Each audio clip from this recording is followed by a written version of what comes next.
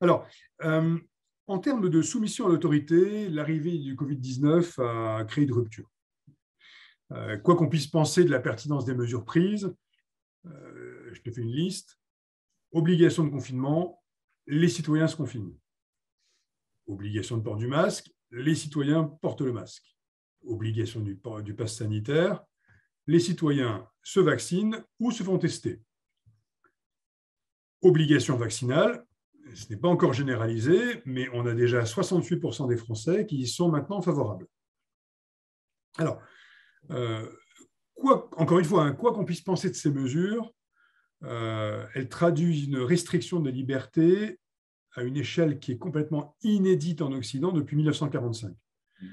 Donc, qu'est-ce que tu penses de ce phénomène d'acceptation massive de restriction de liberté et en quoi est-ce cohérent avec les paradigmes que tu décris?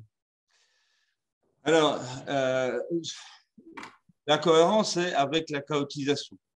Donc, la pandémie, ou les pandémies, parce que ce n'est pas la première, je te rappelle quand même, qu'il y en a d'autres qui ont été beaucoup plus meurtrières que celle-ci, mais qu'on a oublié parce qu'à cette époque-là, en 1968, on trouvait que c'était normal que les gens meurent. Aujourd'hui, ils ne trouvent plus normal que les gens meurent.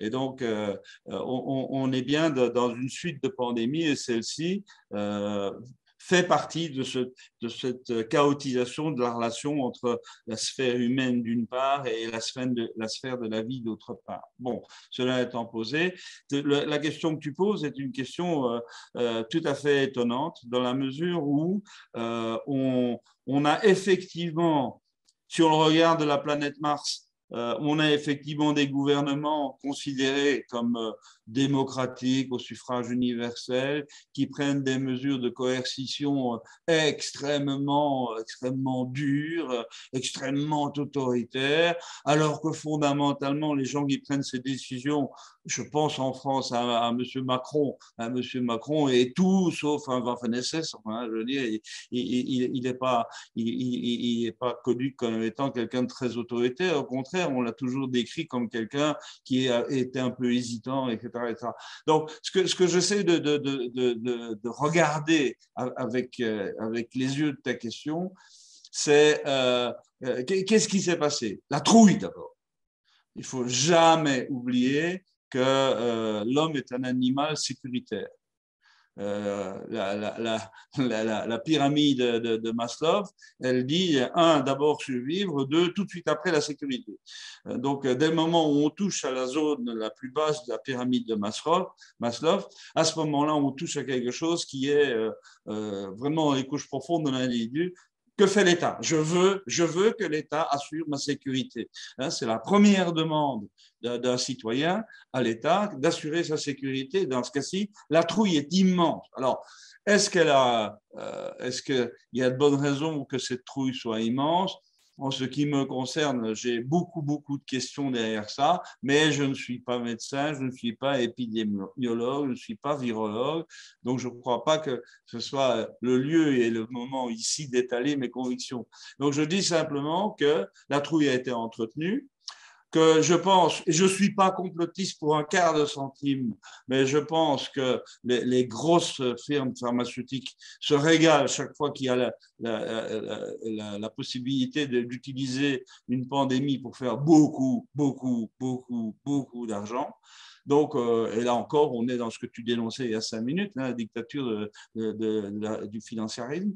Et donc, elles ont tout fait, évidemment, pour entretenir la panique, que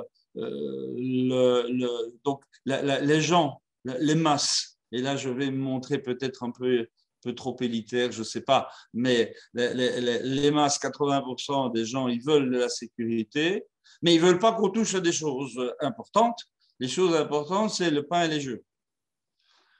Donc le pain, moi je veux continuer à manger à satiété et à boire à satiété, et ça, dans la plupart des pays, les pays sont endettés pour pouvoir garantir un niveau d'achat à peu près correct. Et les jeux, là c'était plus compliqué par contre. le numérique a pallié énormément de fermetures de bistrots et de restaurants et de discothèques et de lieux festifs en général. Et c'est là que ça coince, un petit peu là, un petit peu, mais pas trop finalement. Tandis que les autres restrictions de liberté, ça ne fait pas partie des jeux, ça ne fait pas partie du pain. Et donc, pourquoi s'en énerver? Sûrement qu'ils savent bien pourquoi ils le font et que c'est bien pour ça qu'ils le font. Alors, il y a un phénomène d'habitude qui vient se mettre là-dessus aussi. Hein. Je ne sais pas si tu t'en souviens, mais les premiers confinements, il y a eu quand même énormément de hurlements dans tous les coins. Et puis là, maintenant, les gens se disent, oh bah oui, bah non, bah, je ne peux pas aller au bistrot, je ne peux pas aller au resto, bon, c'est pas grave, je m'en passerai, et puis on fonctionne autrement. Parce que cette pandémie, j'ouvre, je fais une parenthèse si tu m'y autorises, c'est que moi, j'observe très, très fort les effets secondaires de la pandémie, non pas en termes médicaux, bien sûr, ce n'est pas ma tasse de thé, mais en termes de changement de comportement. Il y a plein de choses qui sont changées dans la restructuration des loisirs. Je prends un exemple. J'ai travaillé pas mal ces derniers temps avec le monde du tourisme. Eh bien, le monde du tourisme, très clairement, euh, diagnostique quelque part, sinon la fin, du moins l'atténuation forte des voyages de longue durée et de longue distance, et voit au contraire une prolifération de petites vacances de courte durée et à 200 km de là où on habite, tu vois. Nous, on le voit dans le Morvan ici. Le Morvan, il n'y a personne qui connaissait ça en France ou à peu près. Et là, maintenant, on voit plein de gens acheter des résidences secondaires, acheter des chalets, venir s'installer, venir télétravailler ici. Donc, il y a quelque chose là qui est en train de changer sur la notion de loisir. Et là, tu avais tout au début de notre entretien, tu l'avais souligné. Et là, je pense que tu avais mis le doigt sur quelque chose de très grave. C'est la mainmise de l'ensemble des moyens numériques sur le loisir et le plaisir et l'amusement des gens, qui, quelque part, ressemble un peu à Matrix, quoi. On est un peu dans amusez-vous devant votre console ou devant votre écran. Comme ça, vous ne sortirez pas de chez vous. Mais ce n'est pas grave, parce que nous, on vous apporte tout à domicile. Fatiguez-vous pas. Voilà. Donc, je pense que c'est premier élément. Deuxième élément, c'est que là encore, je vais peut-être choquer des gens, mais aucune révolution n'est jamais venue des masses. Toutes les révolutions ont été faites par des minorités militantes qui ont ou pas réussi à entraîner les masses derrière elles. Mais très clairement, ce n'est pas les masses qui se révoltent. C'est des minorités militantes, je le répète. Et c'est bien ce qui se passe quand on dit aujourd'hui qu'il y a des manifestations dans les rues contre l'autoritarisme de l'État en manière de restriction de liberté, etc. Hein, on parle de combien de personnes? Il y a 65 millions de Français. On parle de quoi en tout et pour tout, pour toute la France? De 20 000 personnes. Alors, c'est peut-être ces 20 000 qui ont raison. Hein. Mais je dis simplement que tous les autres s'en foutent. Que c'est pas ça leur tasse de thé quotidienne. Voilà. Donc, cela dit, et c'est là où je pense je peux continuer ta question. J'ai lu comme toi que certains en tirent une espèce de prévision en disant que les bonnes habitudes étant prises, eh bien, qu'une espèce d'autoritarisme d'État va se développer de plus en plus dans les pays à tradition vraiment démocratique. Moi, je n'y crois pas un seul instant. Hein. Je pense que nos États sont beaucoup trop faibles et beaucoup trop fragiles aujourd'hui pour pouvoir porter un système pseudo-quasi-dictatorial. Hein. Ça nécessite énormément de moyens de faire ça et nos pays ne les ont pas. Tous nos pays sont quasiment en faillite aujourd'hui du point de vue strictement comptable. Donc, moi, je ne suis pas très, très inquiet par rapport à ça. Mais maintenant, est-ce que derrière, il ne va pas y avoir une habitude mentale de se soumettre plus facilement? Ça n'est pas exclu. Ça n'est pas exclu. C'est vrai que par rapport à ce que tu viens de dire, il y a plusieurs questions, plusieurs réactions que ça pourrait appeler. On a un scénario par certains côtés qui nous fait penser à des pays comme l'Allemagne de l'Est, par exemple, où chacun pouvait dénoncer son voisin. Aujourd'hui, on voit un restaurateur qui va contrôler ton pass. voilà, enfin, on organise un système dans lequel vous avez voilà, un restaurateur, personne au cinéma qui vérifie ton statut vaccinal. Euh, Bref, on a tout un ensemble de personnes qui contribuent finalement à ce système. Il y a une forme de décentralisation de l'autorité de contrôle qui est en place.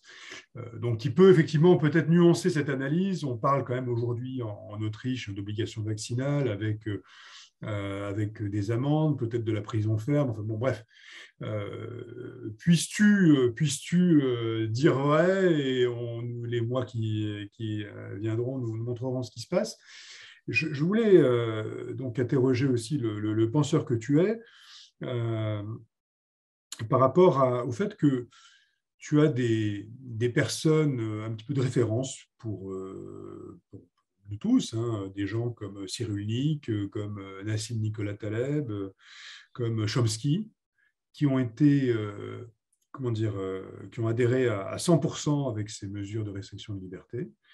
Euh, et ça aussi, c'est une question qui vient un peu compléter ce que tu viens d'exprimer, c'est-à-dire que est-ce que c'est le syndrome de Rousseau, voilà, l'homme qui publie dans l'Émile un traité de bonne éducation des enfants et puis qui les met tous à l'assistance publique une fois venu la situation où il doit faire le boulot? Est-ce que c'est ce syndrome-là qui les a atteints? Est-ce qu'ils ont mis leur cerveau en veille parce qu'ils ont eu peur d'une situation inhabituelle? Mais voilà, on a à chaque fois des personnes qui étaient a priori calibrées pour penser, je dirais, le refus de la soumission et qui adhèrent, enfin qui font même plus qu'adhérer, qui en sont même qui encouragent ce type de disposition et euh, de Bah, démarche. tu cites quatre noms et dans les quatre, il y en a que je connais mieux que d'autres. Mais moi, je ferai trois et un. Dans la mesure où, dans leur passé à tout le moins, Boris Cyrulnik et Noam Chomsky étaient quand même des communistes. C'était des marxistes. Donc, ce sont des gens qui, par définition, quelque part dans le fond de leur tête, considèrent que le bien collectif tel qu'ils le considèrent eux est beaucoup plus important que les libertés individuelles. Donc, c'est relativement normal que d'anciens gauchistes fonctionnent comme ça.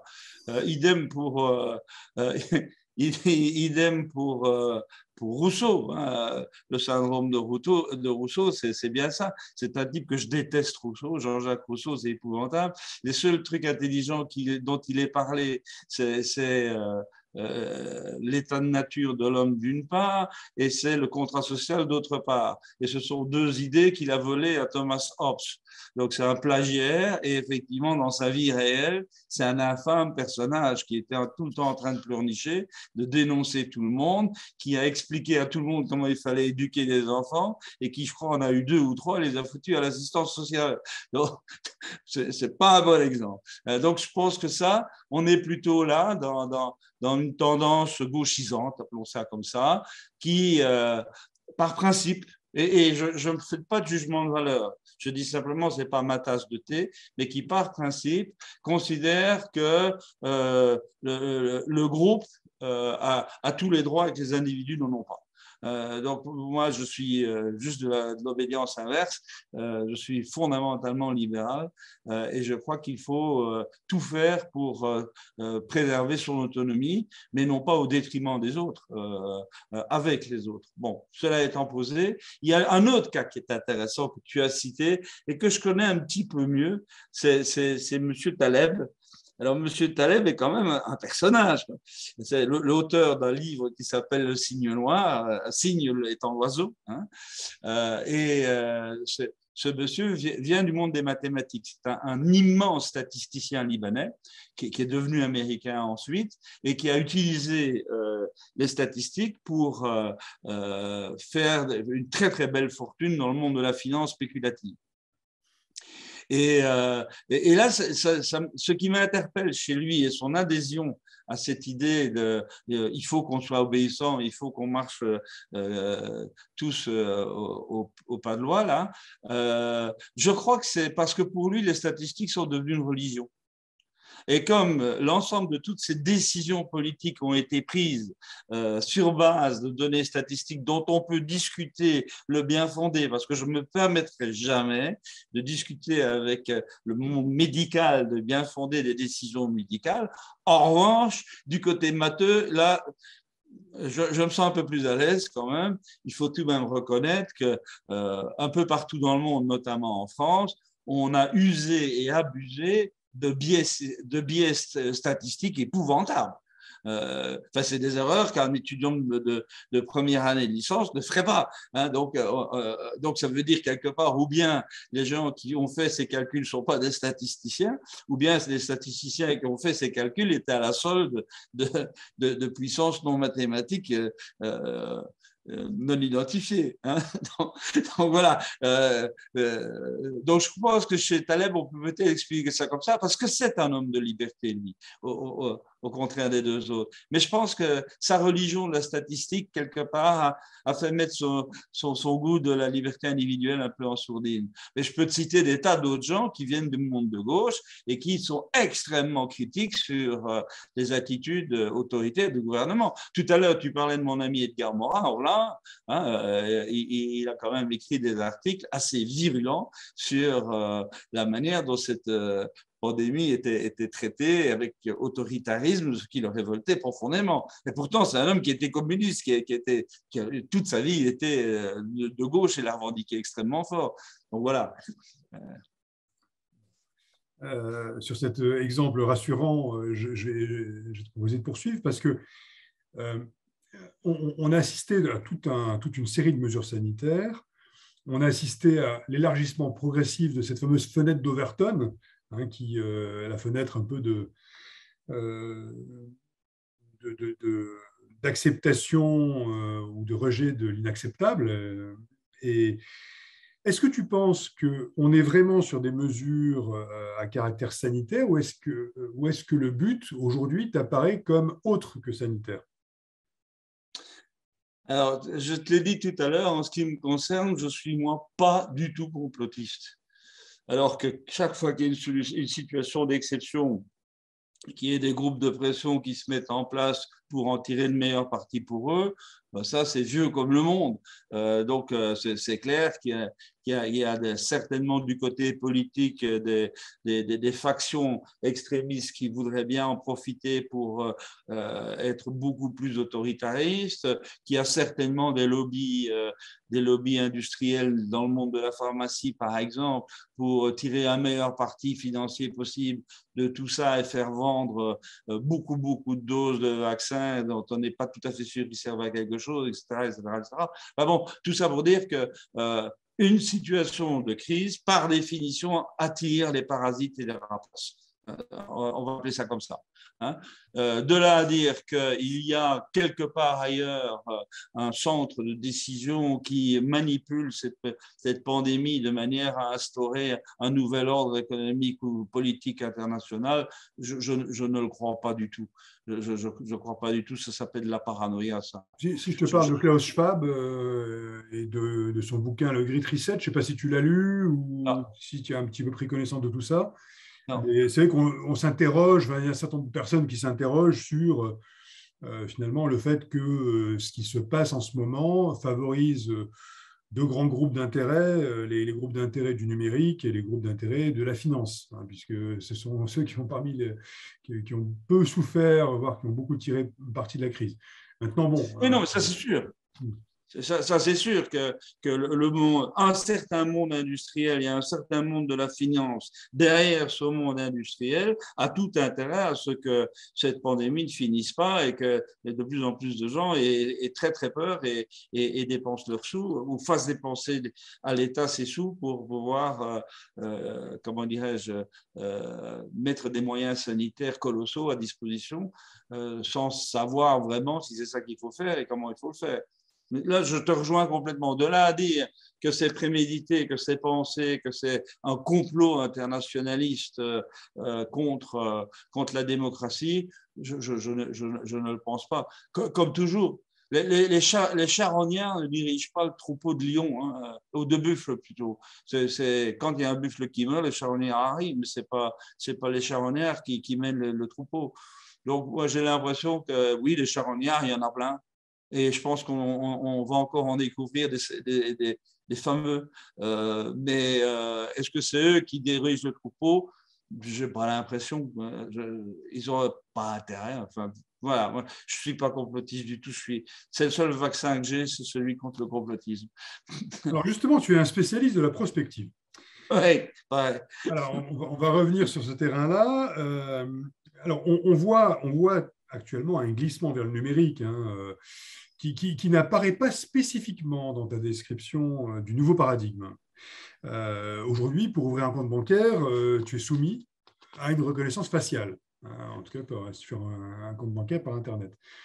Aujourd'hui, à l'occasion d'entretiens d'embauche, des jeunes ou des salariés en général sont soumis à des intelligences artificielles qui vont décortiquer toutes leurs expressions. Certains entretiens se passent entièrement comme ça, de façon artificielle.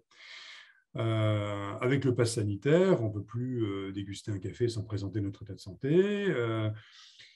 J'avais vu et trouvé intéressant le film de Spielberg, Intelligence artificielle, qui décrivait un futur lointain dans lequel tu avais des créatures artificielles, tout à la fin du film, hein, qui finissaient par remplacer l'homme, qui, à la fin du film, avait totalement disparu. Et le petit androïde qui, lui, avait survécu à tout ça, lui, il avait vécu avec des humains, il ne se reconnaissait pas dans ce monde bizarre. À côté de ça, avec le travail à la chaîne, l'industrialisation a contribué à transformer certains hommes en machines, on en a beaucoup parlé, hein. Le film de Chaplin, Les temps modernes, c'était vraiment ça. Ah oui. Aujourd'hui, on a un phénomène donc de numérisation de masse. Alors là, vraiment, je m'adresse à nouveau aux prospectivistes. Est-ce qu'on ne risque pas de perdre totalement notre humanité et de devenir de simples combinaisons de nombres? La question est excellemment pertinente et elle se pose à chaque fois qu'on fait un saut technologique. C'est-à-dire que, laisse-moi d'abord parler comme philosophe en disant une technologie, elle n'est pas bonne ou mauvaise en elle-même. C'est la manière dont on l'utilise et ce qu'on en fait qui peut être bon ou mauvais. Le plus grand génie de l'humanité, dont tout le monde a oublié le nom malheureusement, c'est celui qui a inventé le marteau. Parce qu'avant ça, on s'abîmait les poings à clouer avec les poings, ça faisait très très mal. Le gars qui a inventé le marteau, c'est un type génial. Et j'ai vu de statut nulle part à sa gloire. En revanche, celui qui a inventé le marteau, comment pouvait-il savoir qu'un jour quelqu'un allait utiliser ce marteau pour fracasser le crâne de son voisin? Donc voilà, toute technologie a de bons côtés et de mauvais côtés, de bons usages et de mauvais usages, et je ne vois pas pourquoi le numérique y échapperait. Alors, puisque tu me pousses un peu, et que j'aime bien me laisser pousser, je voudrais te parler de la vitrine, en tout cas occidentale. La Chine est en train de l'imiter de son côté avec d'autres noms et d'autres mots, mais c'est assez symétrique. Mais si je regarde la vitrine numérique occidentale, fondamentalement, elle vient des États-Unis et plutôt de Californie, hein, on sait tout ça. Qu'est-ce qu'on voit dans cette vitrine? On voit un énorme paquet et deux petits paquets. L'énorme paquet qu'on voit, et là, le mot que je vais utiliser est un petit clin d'œil, hein, c'est le numérique ludique dont on a parlé tout à l'heure. C'est Facebook, c'est Instagram, c'est Netflix, c'est WhatsApp, enfin, tout ça. Je répète ce que j'ai dit tout à l'heure, ça sert à rien, ou quasiment à rien. Ça n'a aucune valeur économique, ça n'a aucune valeur d'utilité, mais ça facilite la vie, ça permet de jouer sur la paresse des gens qui ont envie de rentrer là-dedans parce que tout est tellement plus simple, parce que tout est tellement plus agréable, parce que tout est tellement plus facile. Mais c'est une facilité assassine. Et c'est là, je pense, quand tu faisais allusion au film de Spielberg qui quelque part disait, au bout du compte, les systèmes algorithmiques ou robotisés ont pris le pouvoir sous les hommes. Moi, je veux bien rentrer dans cette logique-là, mais alors je dis c'est parce que les hommes étaient paresseux et que les hommes ont préféré leur facilité à leur liberté. Et ça, c'est quelque chose qui nous pend au nez. Je ne suis pas du tout en train de rigoler là. Je me dis effectivement aujourd'hui, chez les populations, je dirais au mental un peu plus faible, parce que trop jeunes, parce que pas expérimentés, parce que pas éduqués tout simplement, ou pas instruits tout simplement, l'emprise du numérique pour faciliter la vie, elle est colossale. Ces gens sont en train d'accepter de se faire crétiniser et de se faire quelque part esclavagiser. Je ne sais pas si le mot existe en français. Réduire en esclavage. Pardon ? Réduire en esclavage. On dit ça ? Bon. Et d'autres. Mais je dis ça, c'est le gros paquet. Et ce gros paquet, je le déteste colossalement parce que je trouve que c'est vraiment une logique délétère qui quelque part, va dans le sens de la destruction du génie humain et de la liberté humaine et de l'effort humain. En revanche, il y en a deux autres. Il y en a un qu'on appelle la robotisation. La robotisation, elle est en route et la pandémie l'a incroyablement accélérée. Hein, pour une raison simple, tu es industriel dans ton usine, tu as des bons hommes au poste de travail. Si le Covid arrive, les bons hommes ils sont chez eux et le poste de travail ne tourne plus. Si tu remplaces le bonhomme par un robot, le robot il fera à peu près le travail aussi bien, mais lui ne tombe pas malade. Donc clairement, il y a une vague de robotisation là pour l'instant qui est absolument colossal, avec des chiffres qu'il faut garder en tête. Aujourd'hui, on peut dire en gros que vers 2035, c'est-à-dire demain matin, et je pense que ce sera plus tôt parce que l'accélération pandémique a fait ce qu'il faut, que vers 2035, je parle Europe, 40% des emplois aujourd'hui assurés par des êtres humains vont être assurés par des robots. Donc 40%, c'est énorme. C'est énorme, donc on n'est plus du tout dans le marginal d'un petit bricolage dans un coin de l'atelier. Non. On est dans le massif. Alors, avec la conséquence qu'on peut imaginer, c'est de dire, oui, mais alors, ça va être un drame social.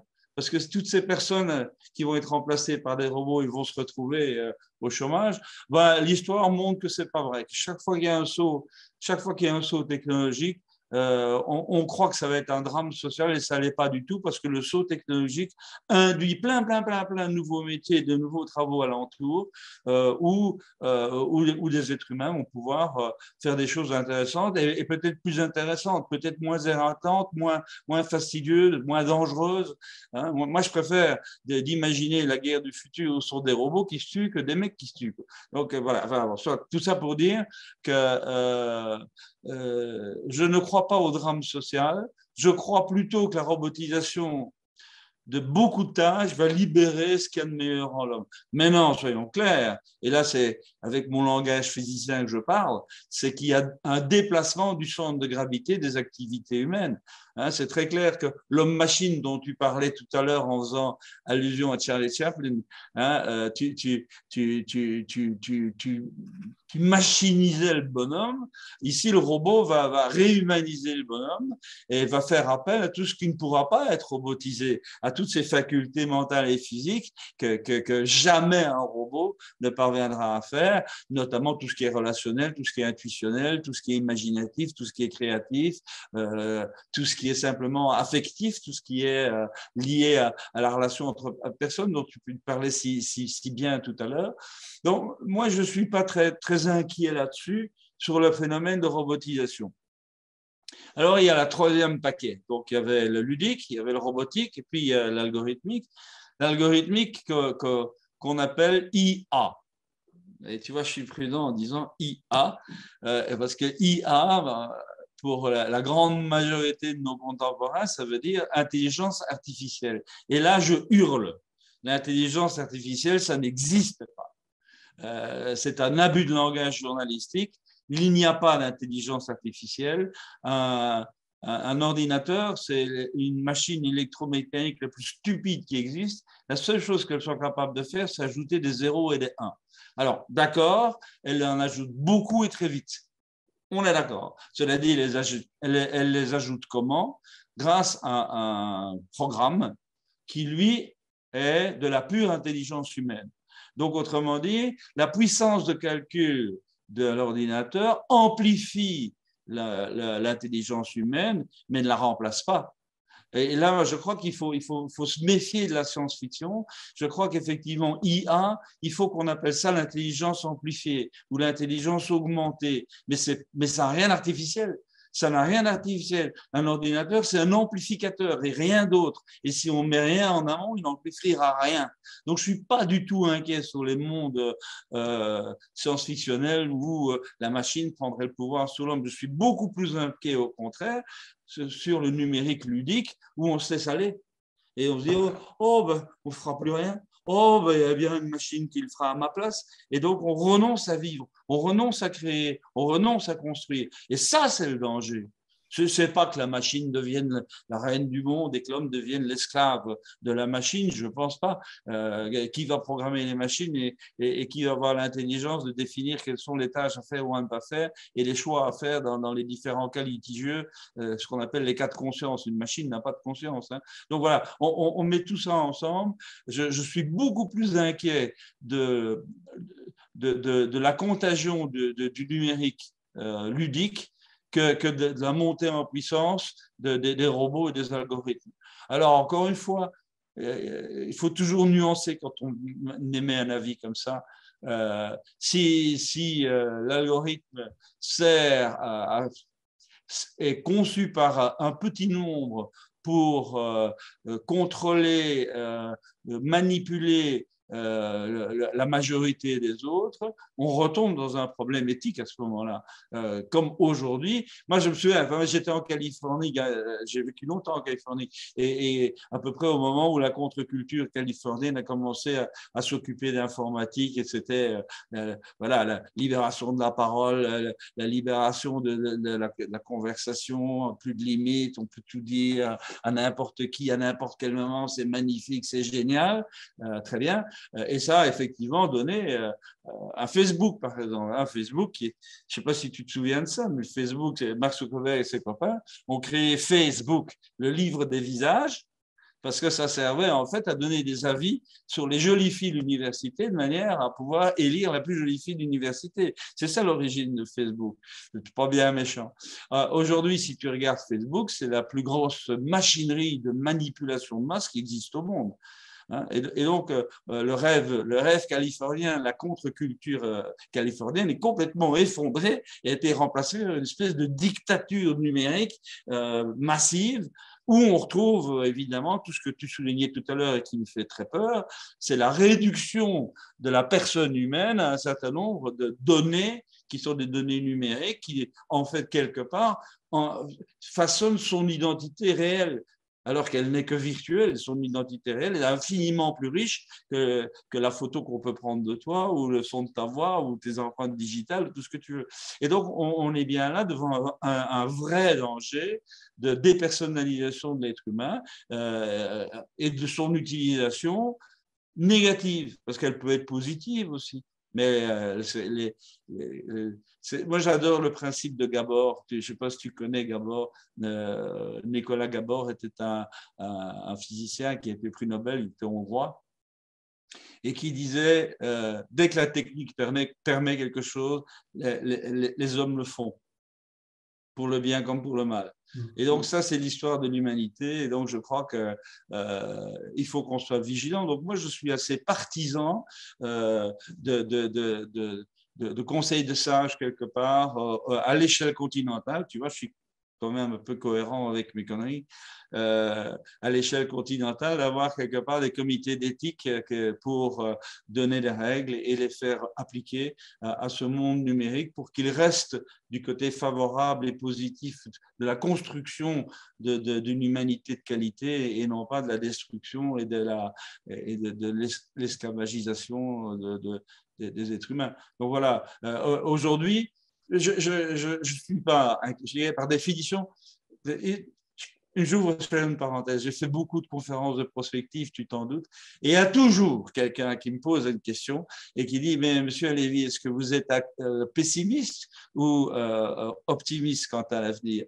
Et je réponds toujours la même chose. Je suis pas assez riche pour être optimiste et pas assez triste pour être pessimiste, mais j'essaie d'être lucide. Donc, c'est déjà pas mal. C'est un premier pas en avant. Donc, voilà, c'est ce que j'essaie de faire. C'est que je sais que, je dirais, aujourd'hui, le numérique nous, les êtres humains, et plus encore nos enfants, nous met devant une bipolarité.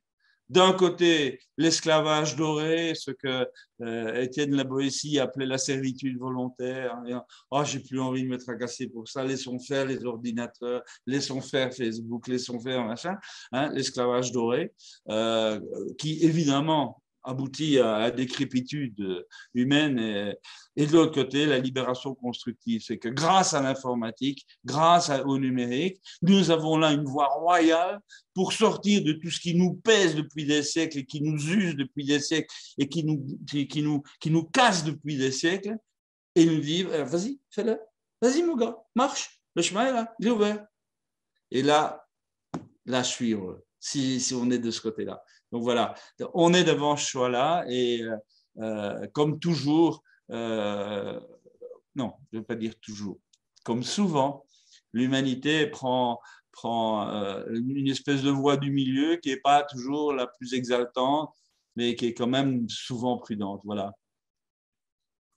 Oui, du positif. Merci Marc, on en a bien besoin en ce moment.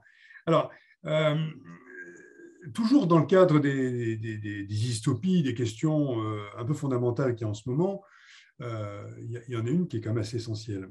Voilà, d'après Journal Le Monde, en 30 ans, 80% des insectes ont disparu.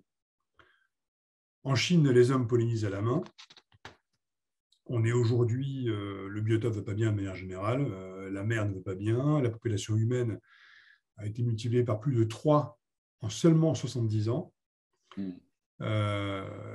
Est-ce que face à ce constat, il y a un certain nombre de personnes qui s'inquiètent et qui se disent non mais est-ce que là quelques milliardaires dont les moyens sont colossaux, tu parlais de Facebook, j'avais vu une intervention assez longue là, de Mark Zuckerberg.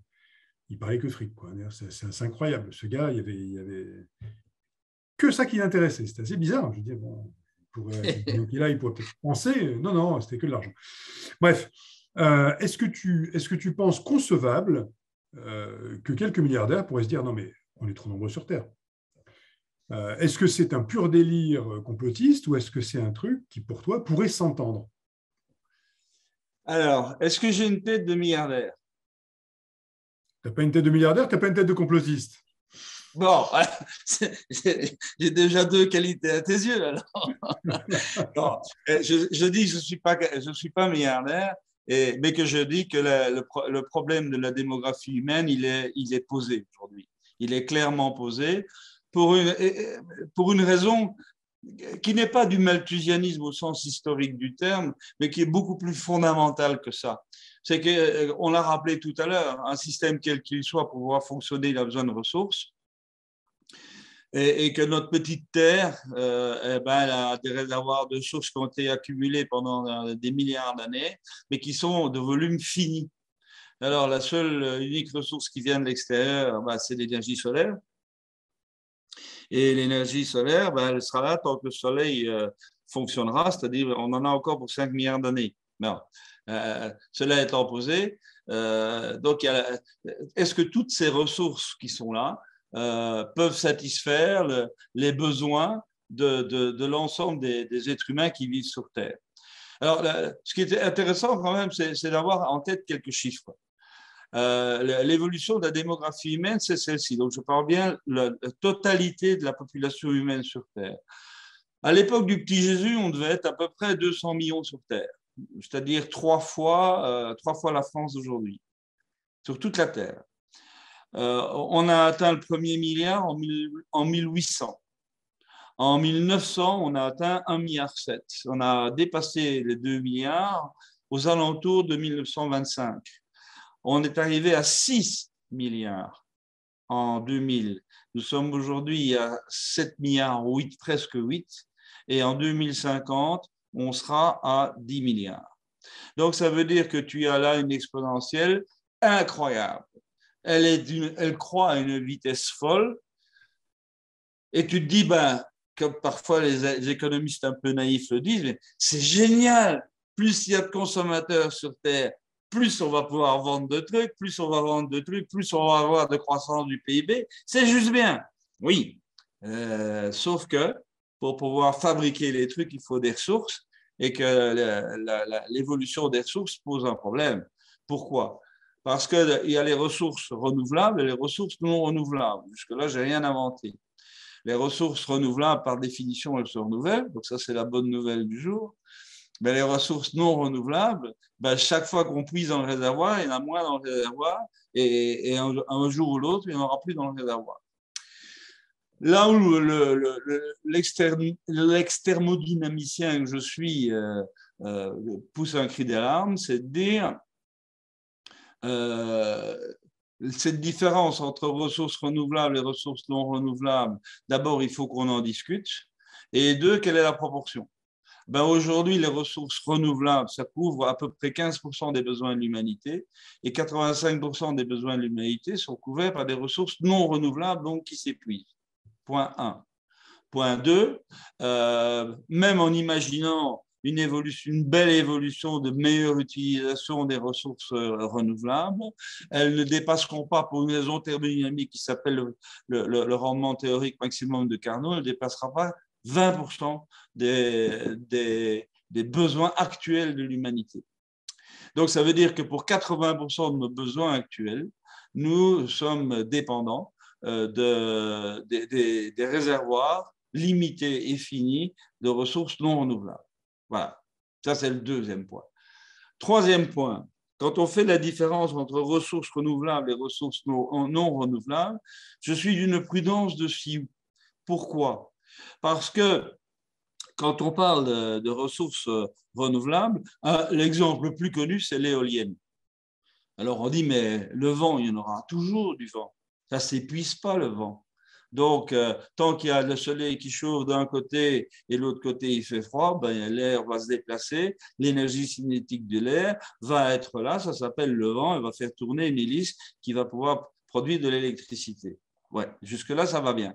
Sauf que, dès le moment où on regarde une éolienne d'à peu près, on se rend compte que c'est une immense machine qui est fabriquée avec une quantité phénoménale de ressources non renouvelables. Les fibres de carbone des pales, les terres rares entre rotor et stator, les tonnes de béton qu'on met dans le sol, le raccordement en cuivre au réseau. Enfin, il y en a comme ça des quantités, des tonnes et des tonnes et des tonnes par éolienne qui ne sont pas du tout des ressources renouvelables. Donc, là aussi, il faut mettre un bémol. Cela dit, ce n'est pas une raison pour ne pas y aller voir, ce n'est pas une raison pour faire ce qu'il y a d'intelligent avec ces nouvelles technologies, par exemple les technologies autour de l'hydrogène qui sont en train aujourd'hui de donner des petites promesses intéressantes. Il ne faut surtout pas arrêter le nucléaire. Surtout pas, parce que là, on n'a vraiment plus aucune chance de pouvoir fonctionner à peu près normalement. Tout ça pour dire quoi? Tout ça pour dire que la courbe des démographies, donc de consommation de ressources, est une courbe exponentiellement croissante.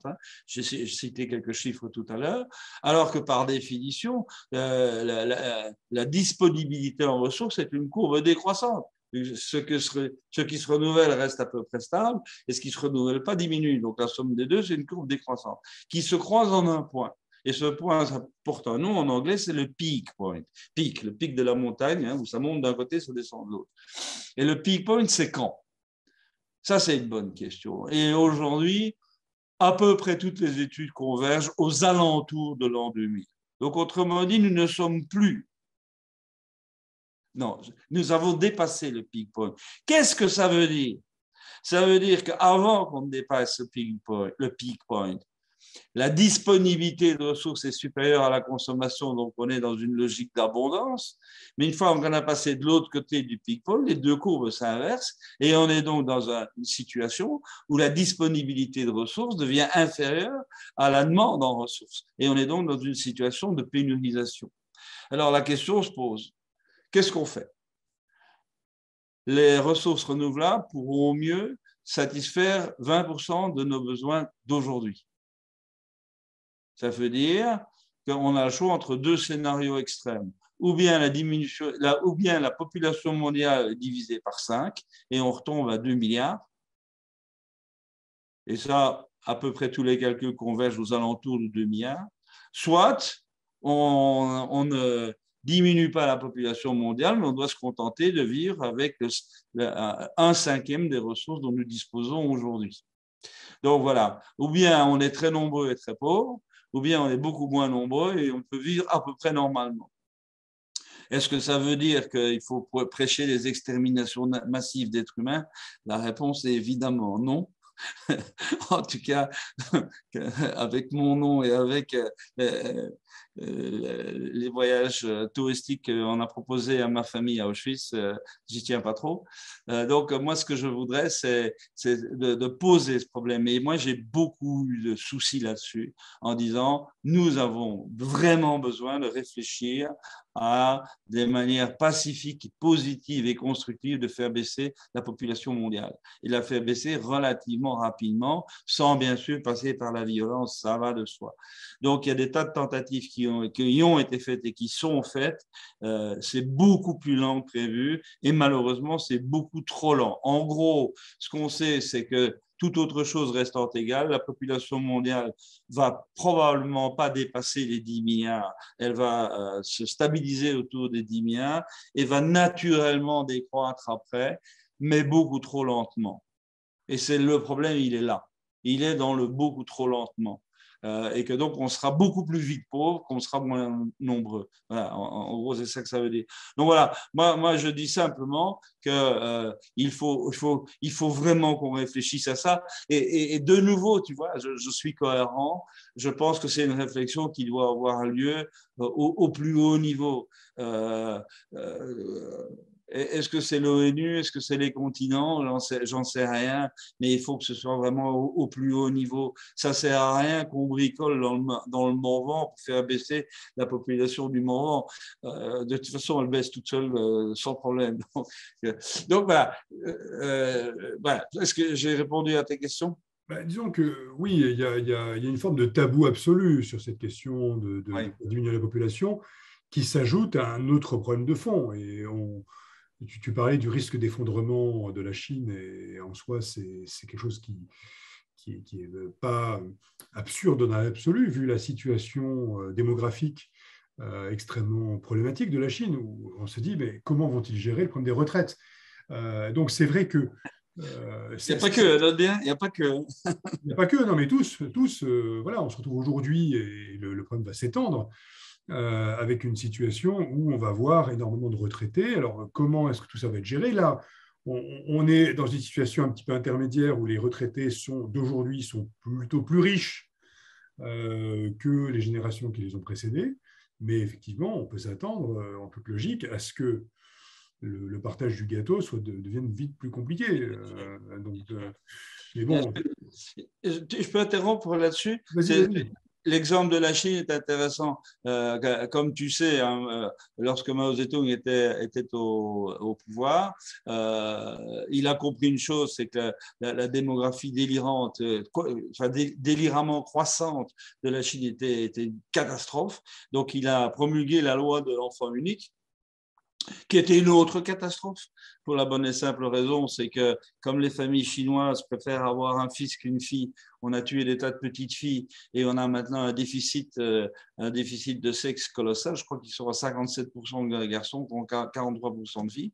Et donc, on compense en faisant et pardon du mot, il est atroce, en faisant des importations massives de femmes des pays limitrophes qui ne sont pas toujours d'accord pour ça d'ailleurs. Hein, donc voilà, il y a là, c'est catastrophique, humanitairement parlant, c'est catastrophique. Hein. Et donc, je ne sais pas si tu as vu ça, mais Xi Jinping a très très bien compris ça, le calcul que tu viens de faire sur l'avenir. Et maintenant, il dit, écoute, la plupart des familles pourront avoir le droit de faire 2 enfants, voire peut-être 3. Ça, c'est ce que la loi prévoit.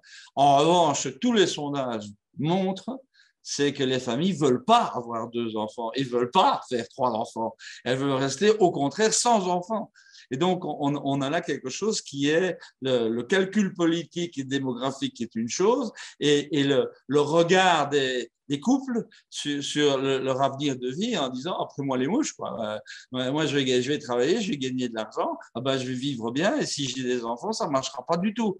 Est-ce que c'est propre chinois? Non. Ici, dans nos pays à nous, il y a de plus en plus de jeunes couples qui font la même chose. Ils disent jamais on aura d'enfants, on n'en veut pas d'enfants. Nous, on veut jouir de notre vie de couple, et encore souvent de manière séparée, chacun son appart, comme ça on a chacun chez soi. Et donc, il y a là quelque chose qui s'installe, qui n'est pas du tout un complot international, qui est, je pense, un autre regard sur la vie, une autre manière sur la vie avec un grand V, parce que la première fonction de la vie, c'est de se perpétuer.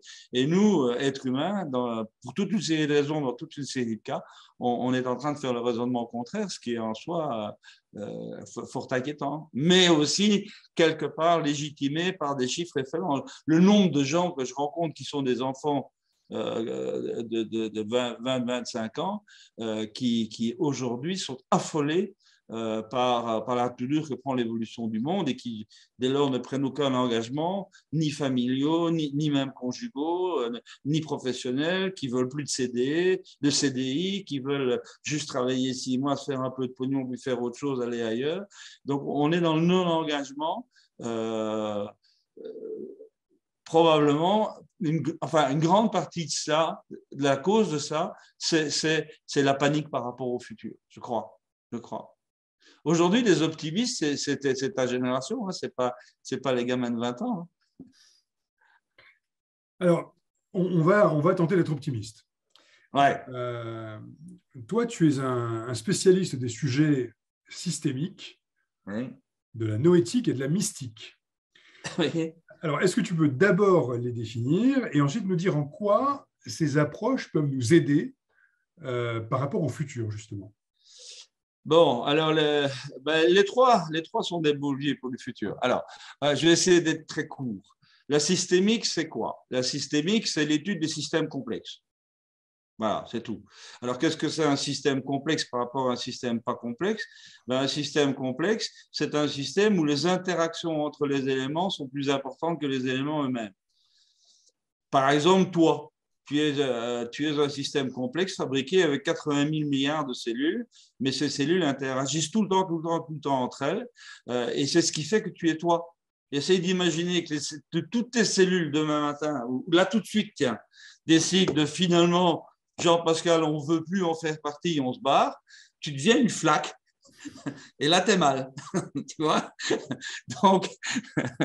Donc voilà. Ce qui tient un système complexe ensemble, c'est toutes les interactions et toutes les régulations qui permettent à ces éléments de fonctionner entre eux.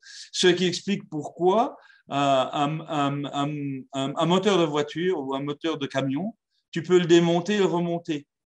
C'est de la mécanique. Tu peux le démonter et le remonter. C'est ce qu'on appelle un système réversible. Toi, tu n'es pas démontable.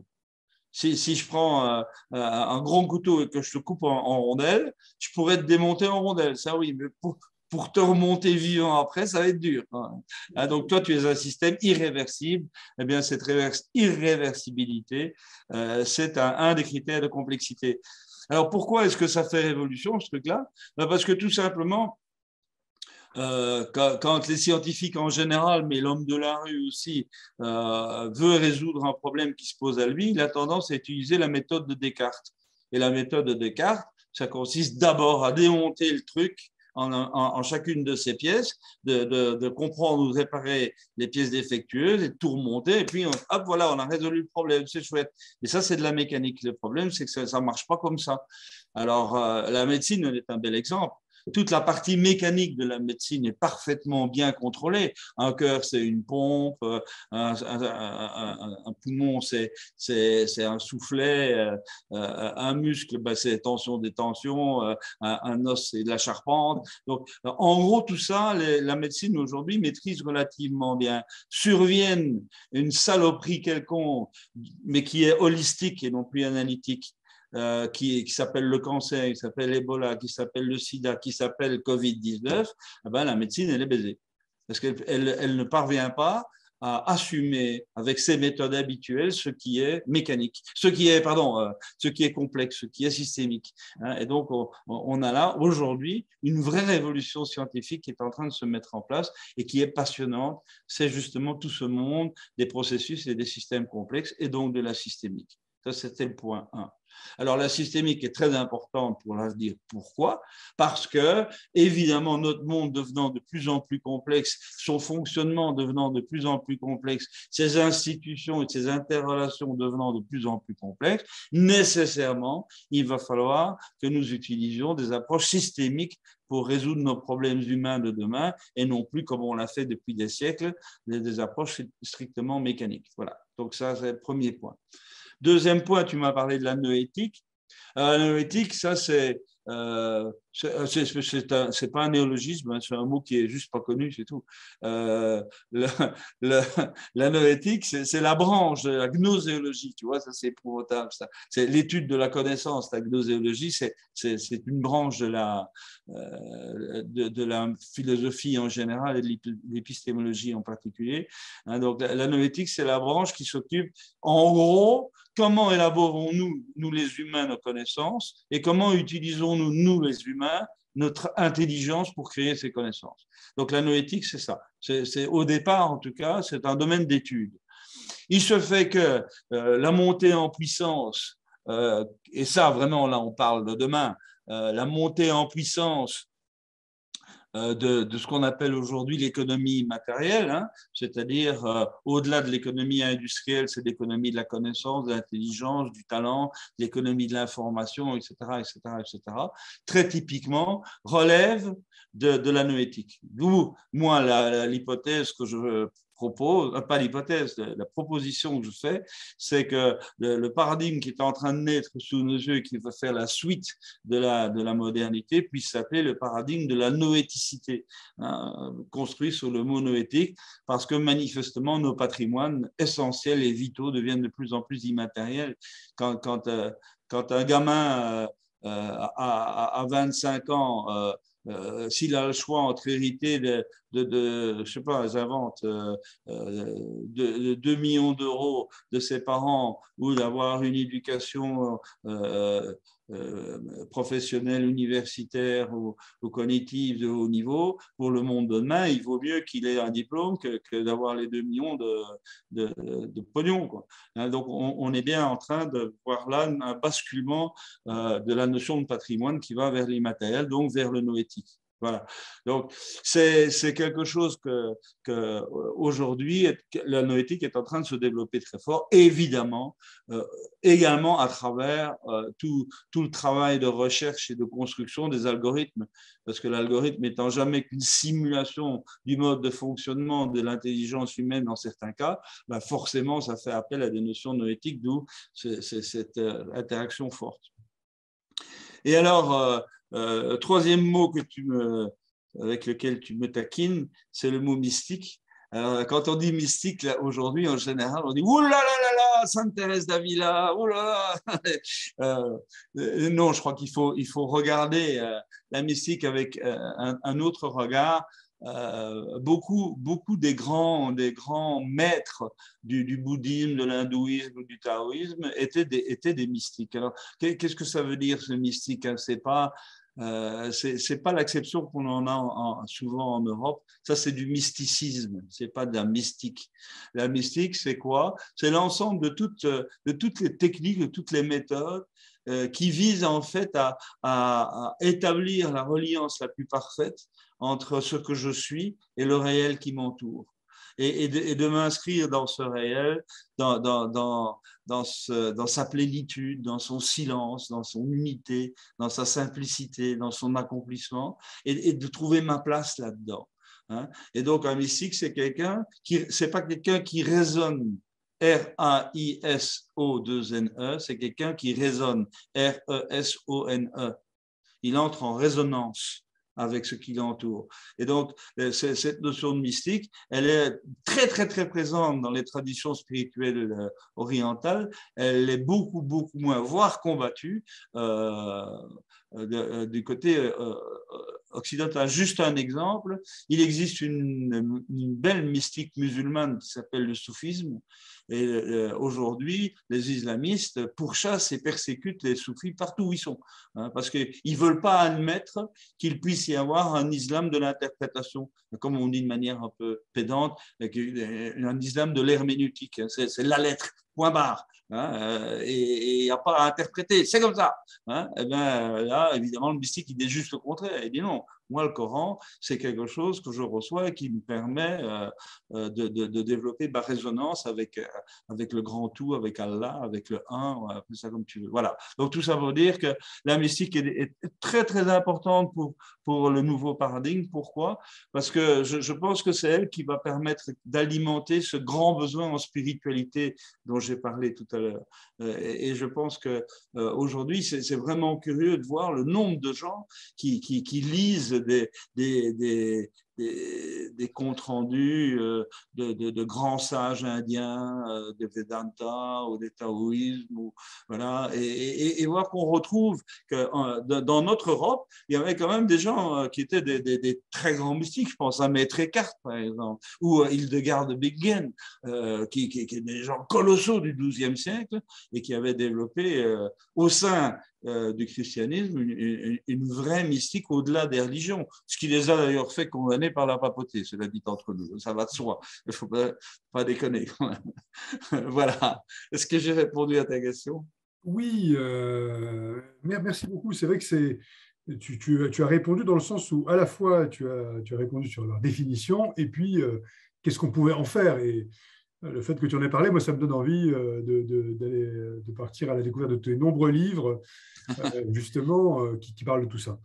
Alors, dernier point, en tant que citoyen, en tant que simple citoyen de base, quel type d'action est-ce que tu penses qu'on devra engager pour se construire un futur réjouissant, pour finalement tirer le meilleur parti du nouveau paradigme qui arrive, pour être en quelque sorte pour surfer la vague et pas se faire renverser par elle? Ah, eh bien là, tu vois, là, j'ai préparé mon coup. Et je me doutais bien que ça allait arriver à quelque chose de ce type-là. Et donc, j'ai concocté pour tes auditeurs 9 préceptes que j'ai vraiment envie de partager avec toi et avec eux, qui sont plus des regards théoriques ou techniques comme on l'a fait jusqu'à présent, elles sont plus des choses à vivre. Alors, il y a des choses qui ont déjà été dites, mais permets-moi quand même de les répéter. Mon premier précepte, c'est que je pense qu'il est important que chacun fasse l'effort de sortir des logiques de consommation effrénées qui étaient d'actualité jusqu'à présent, et au contraire de cultiver une frugalité joyeuse. J'en ai parlé tout à l'heure, mais moi je crois beaucoup à la notion de joie. C'est Spinoza qui disait le plaisir se prend, le bonheur se reçoit, mais la joie se construit. Eh bien, je pense que construire sa joie dans la frugalité, donc autrement dit dans le respect des choses, dans le respect de la nature, dans le respect de l'autre, dans le respect de l'amour et de l'amitié, je pense que ça a du sens, ça a vraiment du sens. Deuxième précepte, et ça c'est plutôt pour les plus jeunes de tes auditeurs que j'aimerais mettre en avant, c'est découvrir quelle est la vocation profonde de chacun et devenir virtuose, quelle que soit cette vocation. Devenir virtuose, c'est pas forcément tout le monde doit devenir un cosmologiste avec un prix Nobel. C'est pas de ça dont on parle. Tu choisis un métier manuel, fais-le bien. C'est toute la philosophie des compagnons du devoir, par exemple. Moi, j'ai travaillé 25 ans avec les compagnons du devoir. C'est des gens pour qui j'ai une admiration sans borne. Voilà. Qu'est-ce que tu sais faire avec tes mains? Tu vas vers là, le bois, la pierre, très bien, peu importe. Mais maintenant, tu y vas et tu le fais bien. Ça, je crois que c'est formidable. Alors, aussi, dans la relation à la profession, c'est dépasser le travail gagne-pain et aller vers quelque chose qui s'appelle contribuer à un beau projet utile. Je pense qu'aujourd'hui, les entreprises ont bien compris que la relation de salarié à employeur est une relation désuète qui n'a plus beaucoup de sens. C'est que quelqu'un va venir travailler dans une équipe et va donner le meilleur de son temps, de son talent, de son énergie, de son savoir-faire, à la condition qu'on lui explique qu'il vient contribuer à construire quelque chose de magnifique. Mais il faut le dire alors. Et il faut que ce soit quelque chose de magnifique. Alors, la quatrième, ça va peut-être pas plaire à tout le monde, mais je suis un amoureux fou de ma femme. Et j'ai déjà été 2 fois veuf, donc je sais de quoi je parle. C'est comprendre une chose qui va choquer. C'est que l'homme et la femme ne sont pas égaux. Mais l'homme et la femme sont incroyablement complémentaires. Et ce sont leurs différences qui font la richesse et la solidité d'un couple et d'une famille. C'est ça qui est fabuleux. C'est que la femme n'est pas un homme et un homme n'est pas une femme. Mais la nature a fait en sorte que ensemble, ça devient quelque chose de fabuleux, d'une richesse incroyable. Sans faire d'allusion érotique quelconque, mais tout s'emboîte bien. Et il y a un tout qui sort de là. Et ça, je trouve qu'il faut le dire aux plus jeunes. Avoir un copain, une copine, c'est quelque chose. Et c'est magnifique. Mais former un couple, un vrai couple, ça, c'est fabuleux. Ça, c'est fabuleux. Et pour qu'il y ait un vrai couple, je peux encore prendre 3 minutes là-dessus? Pas de problème. Le mot amour en français est un mot pauvre. Parce que je peux dire j'aime ma femme, j'aime le steak de cheval, j'aime la choucroute, j'aime lire Nietzsche et j'aime discuter avec Jean-Pascal. J'ai utilisé le même verbe, mais qui ne veut pas du tout dire la même chose. En grec, il y a 4 mots pour dire amour. Il y a Eros, qui est l'amour charnel. Il y a Storge, qui est l'amour affectif. Il y a Philia, qui est l'amitié, qui est l'amour intellectuel. Et il y a Agapé, qui est l'amour des âmes, qui est l'amour spirituel. Eh bien, je donne le truc à tous ceux qui nous écoutent. Et moi, je l'ai fait toujours. C'est 1 fois par an, retrouvez votre conjoint en face à face et faites le point. Où vous en êtes du point de vue de l'Eros? Où vous en êtes du point de vue de la Storge? Où vous en êtes du point de vue de la Philia? Où vous en êtes du point de vue de l'Agapé? Et un couple, il est solide si les 4 niveaux sont bien construits. Il faut regarder les 4. Un seul ne suffit pas, même 2, ça ne suffit pas, il faut les 4. Ouais, stop. Alors, oui, ça c'est aussi quelque chose que j'ai envie de dire. C'est mon 5e précepte lié aux conséquences irréversibles, me semble-t-il, de la pandémie. C'est qu'il faut qu'on rentre dans la logique de la pratique du télétravail, de plus en plus généralisée de manière irréversible, ce qui voudra dire que les grandes villes vont se dépeupler. Il n'y a aucune raison de se faire, de continuer à vivre dans ces milieux confinés que sont les grandes villes, alors qu'il y a de l'espace numérique suffisant pour pouvoir trouver le lieu où on va s'épanouir dans son couple, avec ses enfants et ses amis. Et donc, je crois beaucoup qu'il va y avoir une décentralisation naturelle qui va se faire grâce au numérique. Il faut s'y préparer. 6e précepte que j'ai envie de proposer, c'est en tout vouloir et réussir l'accomplissement de soi et de l'autour de soi. Ça pour moi, c'est vital. Je crois que tout ce qui vit, tout ce qui existe est poussé de l'intérieur par une intention et un désir d'accomplissement.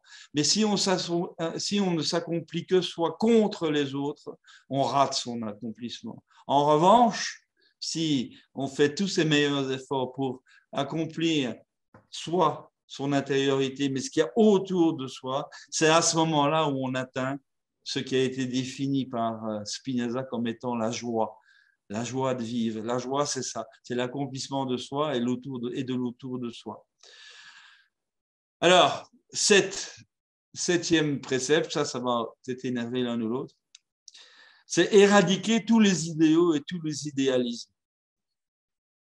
Et enfin, apprendre à contempler le réel, tel qu'il est et tel qu'il va. Contempler le réel et l'accepter, l'assumer et s'y inscrire bien à sa place. Le réel, c'est fabuleux, mais on passe à côté. On est tellement obnubilé par nos petites lumières qu'on oublie de regarder le monde autour de nous. Il est fabuleux, ce monde. Il est d'une richesse incroyable. Alors, plutôt que de rêver à des fantasmes ou des caprices sur la société future, regardons les gens vivre. Regardons-les, ils sont magnifiques. Oh, il y a des crapules, oui, bien sûr, mais pas tous, loin de là. Hein. Donc, je crois qu'il faut se réinscrire dans le réel et sortir de ces idéalismes qui ont été foisonnants pendant toute la modernité. Alors, huitième précepte, c'est que je crois qu'il faut mettre son existence au service de ce qui nous dépasse. Sans pour nécessairement le faire dans un cadre religieux ou des croyances diverses et variées. Non, non, se mettre au service de ce qui nous dépasse. Commençons donc par mettre notre existence au service de la vie, avec un grand V, sous toutes ses formes. Et alors, comme par hasard, on devient naturellement écologiste. Respecter la vie, tout simplement. Et l'autre chose, c'est mettre son existence au service de l'esprit. C'est sous toutes ses formes. Ça s'appelle la science, ça s'appelle la connaissance, ça s'appelle l'art, ça s'appelle les idées, ça s'appelle l'information. Donc l'esprit sous toutes ses formes. Et je pense que dès le moment où on se dit mon existence, je vais le mettre au service de ces deux piliers fondamentaux qui sont la vie et l'esprit, vous n'allez pas être déçu, il y a du boulot, point 1. Et 2, forcément, vous allez vous accomplir et donc vous allez connaître une joie de vivre. Et puis, mon dernier point, et celui-là, il rejoint peut-être un peu le point sur la mystique que tu avais évoqué tout à l'heure, c'est que je crois qu'il ne faut jamais oublier une chose, c'est que la vie, notre existence, notre vie, on la vit à l'intérieur. Ça veut dire quoi? Ça veut dire que ce que nous appelons la vie, c'est ce que nous avons conscience de vivre. Et la conscience, elle est à l'intérieur de nous. Et donc, la vraie vie, elle est tout intérieure. Mais c'est une intériorité qui doit être accueillante, qu'il faut construire et perfectionner pour pouvoir y accueillir l'autre. Et alors, on vivra quelque chose de fabuleux qui est une vie intérieure ensemble. Et il y avait un beau mot qu'on utilisait au Moyen-Âge qui, je pense, est un peu perdu maintenant en français. C'est la notion d'égrégore. C'est vivre une vie intérieure ensemble et de partager une vie intérieure et lumineuse. Je pense que ça, c'est important. Pourquoi? Parce que le danger, c'est de perdre sa vie dans l'extériorité, dans l'apparence, dans l'illusion, dans le faire semblant, dans le paraître. Hein, et je crois que ça, c'est triste. C'est triste de ne vivre que pour ou par une image que l'on essaye de montrer de soi. La vraie vie, elle est à l'intérieur. Voilà, j'ai été assez bavard, Jean-Pascal, j'en reste là. C'est pas du bavardage, là tu as fini par un véritable feu d'artifice là, qui nous donne plein de pistes pour notre existence et pour nos actions concrètes au quotidien. C'est formidable. Tu vois, là-dedans, je ne vois pas beaucoup de choses de purement politique, mais finalement, ça commence par la transformation intérieure. Et rien que là, il y a déjà pas mal de boulot. Mais voilà. Écoute, Marc, vraiment, merci beaucoup pour cet entretien qui était vraiment extrêmement riche et agréable. On aurait envie de parler d'un milliard d'autres sujets, les équations d'Alcubierre ou autres. Merci à toi et puis à une prochaine interview avec un grand plaisir. On sait qu'on a au moins rendez-vous dans 10 ans. Ah, voilà. Donc, Jean-Pascal, moi, je voudrais te remercier. J'ai passé un moment tout à fait agréable avec cet ami que tu es. C'est une conversation tout à fait douce et tout à fait chaleureuse. Et moi, je voulais te remercier. Tu as fait ça de manière parfaite. Je te remercie beaucoup. Au revoir, Marc. Au revoir.